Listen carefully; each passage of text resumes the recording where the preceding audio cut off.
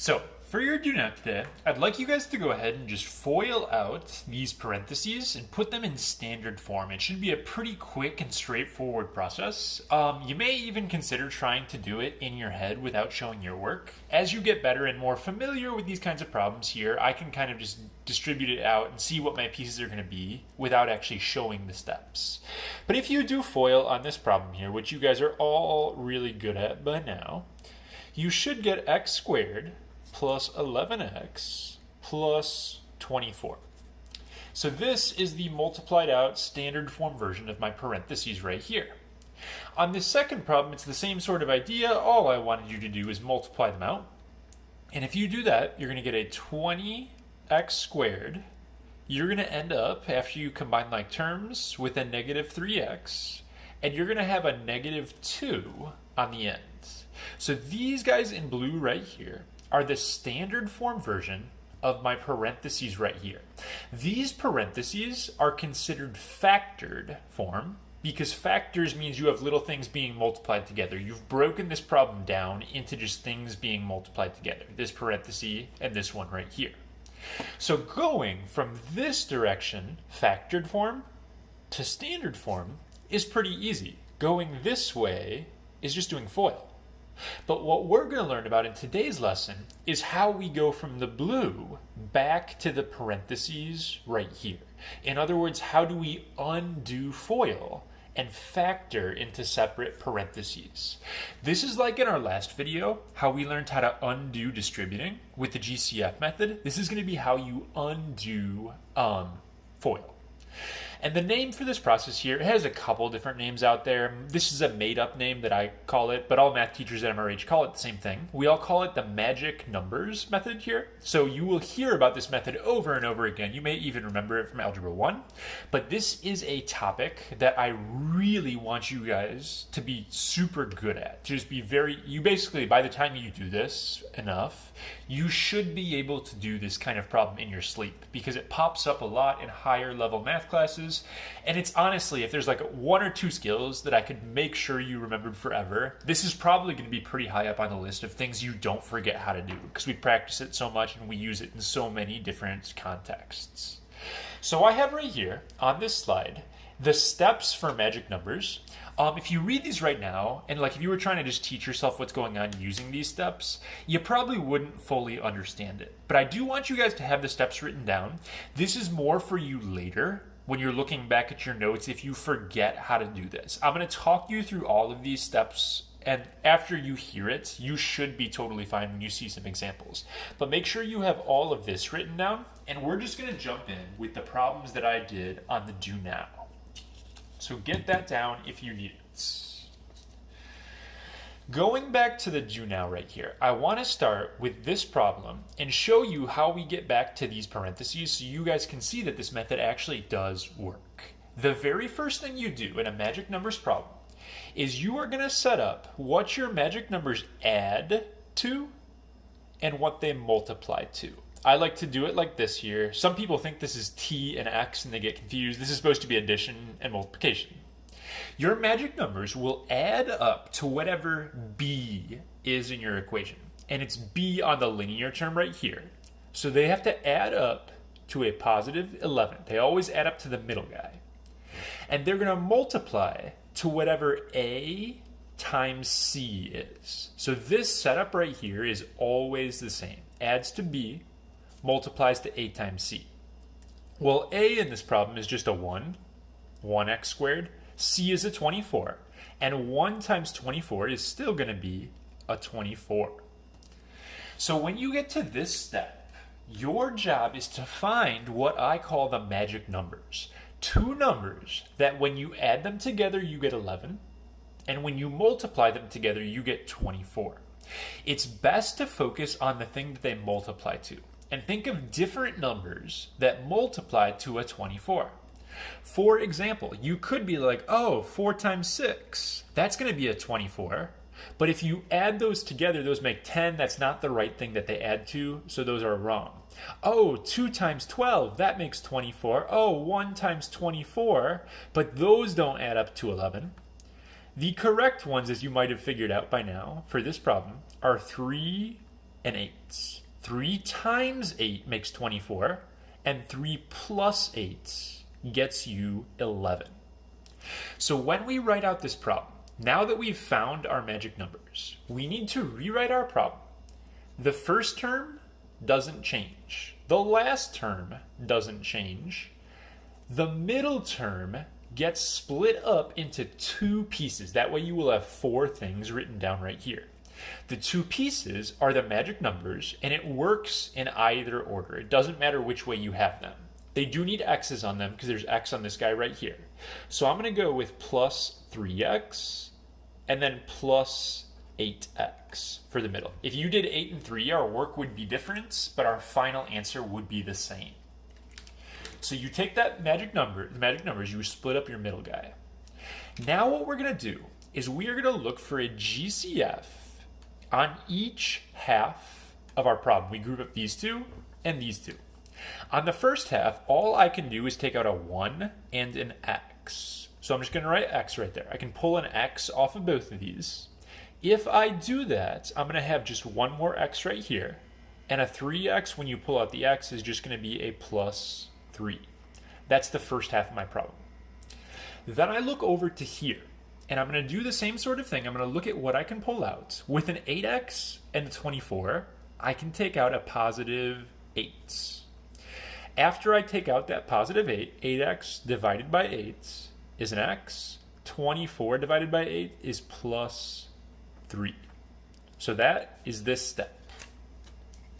The nice thing about this method is there is a built-in way to check your answer, to make sure you're going to get it right. These parentheses need to be the same. They must be the same thing. If these are different, you messed up somewhere, or the problem doesn't have magic numbers, or you found the wrong numbers over here. If they match, you're going to copy down the thing that matches, and then you're going to take the other pieces, the x and the plus 8s, and you're going to group those up in a second parenthesis. So I get x and then plus 8, so it's x plus 8. The order of these 2 parentheses here doesn't matter at all. So you can put them in either order. And if you look back up at what I got for my do now to start with, it's the same thing. So we were able to get back to where the problem started. Okay? So with that out of the way, let's go ahead and do our second problem. Try to go a little faster this time. I'm going to set this one up right here. I need to add to the middle guy, which is negative 3. And I need to multiply to a times c. On the last problem, it was just this number, the 24, because there was a 1 over here. But this time, I have to remember to multiply these 2 things. Kids will forget that step a lot. 20 times a negative 2 is going to be a negative 40 for this guy right here. Now comes the magic number step where you have to sit and think about the numbers. And kids sometimes get frustrated with this step, especially if the mental, like if you can't make your multiplication tables pop up in your head as quickly as you need to. You can use a calculator for this if you are not doing so great with the magic numbers. Take what they multiply to, which is negative 40, and just start dividing it by things. I like to start at 1. So that would mean it'd be 1 and negative 40 that multiply to negative 40. That's not going to be the right thing. They don't add to negative 3. Then you can divide by 2. So 2 and negative 20, but those don't add to negative 3 like they're supposed to, etc. But some of you will be able to just look at this and kind of figure out the answer. They have to multiply to a negative and add to a negative. That means if they multiply to a negative, one number is positive and one is negative. And if they add to a negative, the bigger number is the negative. So it ends up being negative 8, positive 5 for this one right here. They multiply to negative 40, they add to negative 3. Rewriting my problem here. Again, it doesn't matter what order these go in. I'm going to put the 5 first just because 20 and 5 is easier for me to do a GCF than 20 and 8, but it's not a big deal if you put it the other way. So I wrote out my problem. Now it's GCF time. So on these first 2, I can take out a 5 and I can take out an x off of both of these. I'm going to do 20x squared divided by 5x, which is a 4x, and 5x divided by 5x, 5 divided by 5, you have to have something here. It's going to say plus 1 for that part. Then I look at the last half. I can pull a negative 4 out of both, and you're going to get positive 2x And then for my last, I can't take out a negative 2 actually. I screwed that up. I can take out a negative 2, not a negative 4 here. So I'm going to get a positive 4x, and negative 2 divided by negative 2 is a positive 1. So now my parentheses match. They weren't going to. So I have a 4x plus 1, and I have a 5x minus 2.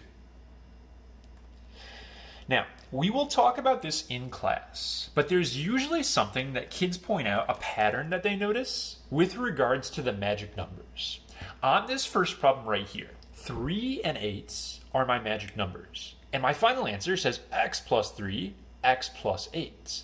This works, and it will always be the pattern where the magic numbers are the parentheses that you get in the parentheses if it is a 1x squared. On this second one, though, I got a negative 8 and a 5. Those are not the numbers in these parentheses right here. So if you noticed while I was doing that first one, those match, that's a pattern that works if it's a 1x squared, but this way where you split it up always works. When there's a number in front, you have to do it my way. When there's a 1 in front, if you prefer, you can just use the shortcut and just skip this work and go straight to the answer, but be careful that you don't do it on a problem like this. So I have 3 more here to finish off this video, just getting a little more practice with the same stuff. Those are the steps you guys wrote down earlier, if you need them again. And let's go ahead and jump in with these bottom ones and go a little bit quicker through them. The middle one in particular is a little tricky, so I'm just going to start talking about these. This problem is weird because it doesn't have a linear term with x in the middle. That means there is a 0x in the middle that we just can't see. So I'm going to rewrite this guy as x squared plus 0x minus 25.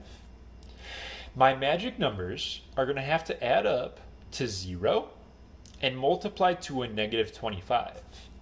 Now, adding to 0 is a little weird. The only ways numbers can add up to 0 is if they cancel each other. They need to be the same number, but one is positive and one is negative.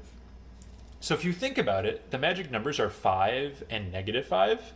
Those are going to multiply to a negative 25, but they add to 0 because they cancel. Got to write down my magic numbers, x squared plus 5x minus 5x minus 25. I can take out an x. It's going to say x plus 5.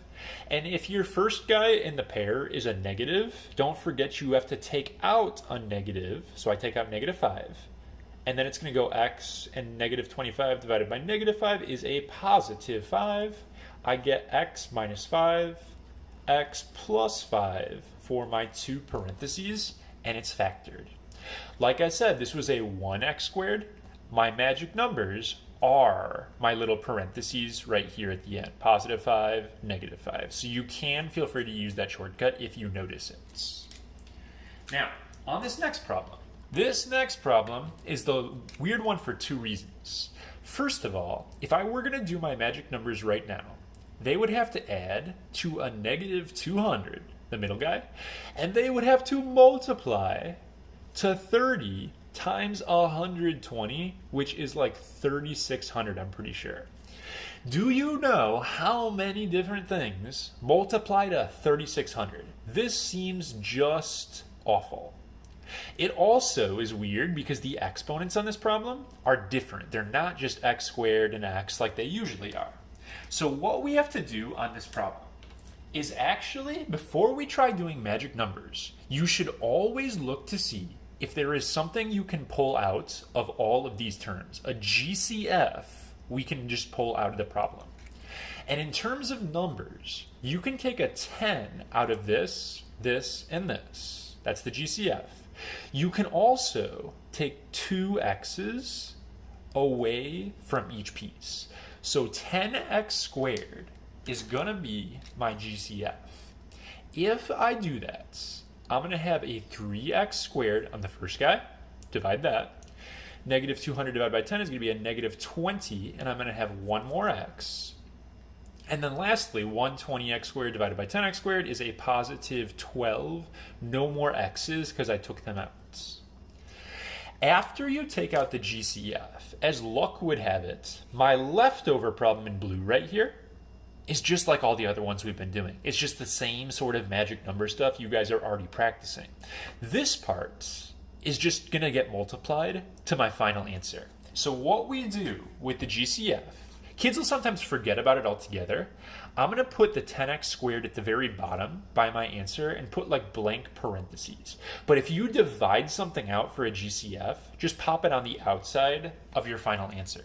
So after you do a GCF, you get a much easier problem, and then you don't care about this stuff anymore. That's whatever. This magic number stuff, whatever. We're just doing magic numbers on our new, easier problem. So now we need to add to negative 20 and multiply to 3 times 12, which is 36. Way easier than that. If my magic numbers multiply to a positive, but add to a negative, it means both of my numbers are actually negatives, and the magic numbers end up being negative 18 and negative 2. I've been doing magic numbers for so long that they just basically pop in my head when I look at a problem. I can almost instantly know what they're going to be. You guys will get to that same level as well the more you do this. We'll practice this so much that you'll be doing magic numbers basically in your sleep. So I'm finishing off my example right here so you guys can see what we end up getting. It looks like we're going to get a 3x minus 2, and we're going to get x minus 6. And again, the order of your parentheses is fine either way. So definitely check for a GCF anytime you're doing one of these problems before you do your magic numbers. The last problem is pretty quick, so we're almost done. On this last example right here, my magic numbers need to add to negative 4, and they need to multiply to a negative 10. Now, usually I'll give you guys a couple minutes in class to try this, and then eventually I'll get some puzzled looks here, and people will be like, what's going on? There aren't that many things that multiply to a negative 10. My choices are negative 5 and 2, or I can go 2 and negative 5. That's the same thing, sorry. Or negative 2 and positive 5. I could also go negative 10 and 1, or negative 1 and 10. These are it, in terms of whole numbers that multiply to negative 10. Now, if you look at this right here, none of these pairs add to negative 4. These are negative 3, positive 3, negative 9, positive 9. None of them will work in this problem.